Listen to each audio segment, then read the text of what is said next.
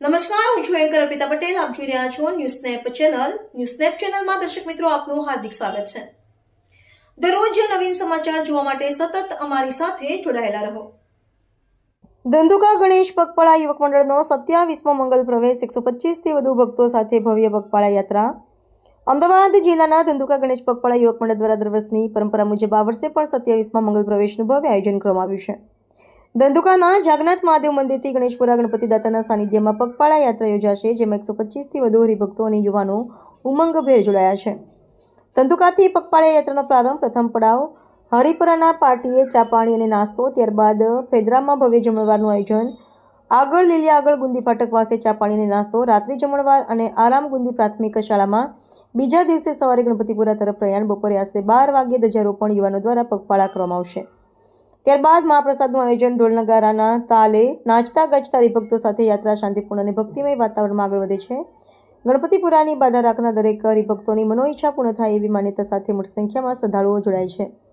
આ સમગ્ર આયોજનમાં યુવક મંડળના શૈલેષભાઈ રાવળનું મહત્વપૂર્ણ યોગદાન રહ્યું છે, જેના કારણે યાત્રા સુવ્યવસ્થિત અને સફળ બની રહી છે.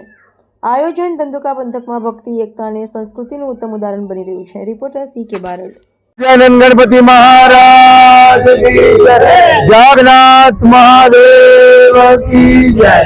श्री गणेश पगपाळा युवक मंडल आयोजित आ 27મો વર્ષનો મંગલ પ્રવેશ ધંધુકાથી ગણપતપુરા સુધીનો સંઘ નીકળશે.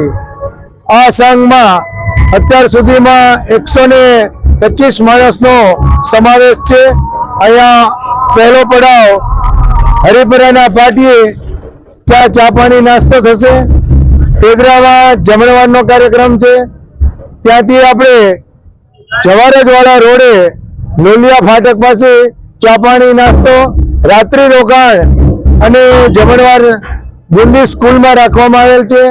અને સવારમાં ગણપતપુરામાં પ્રસ્થાન થશે અને 12 વાગે આપણું શ્રી ગણેશ પગપાળા યુવક મંડળ આયોજિત આ સંઘનો 27 વર્ષના મંગળ પ્રવેશનો આપણે ગણપતપુરામાં 12:30 ધ્વજારોપણ તેમજ મહાપ્રસાદનું આયોજન કરેલ છે.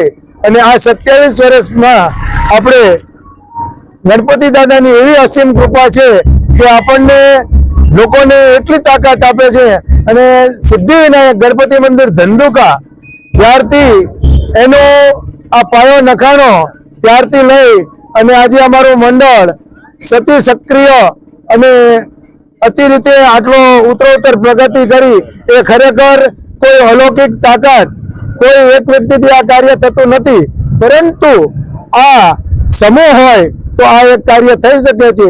અને આજે મારી સાથે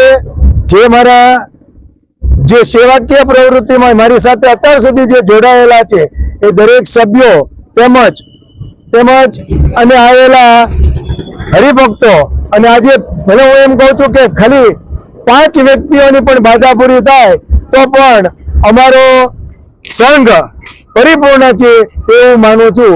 બોલો ગજાનન ગણપતિ મહારાજ કી જય.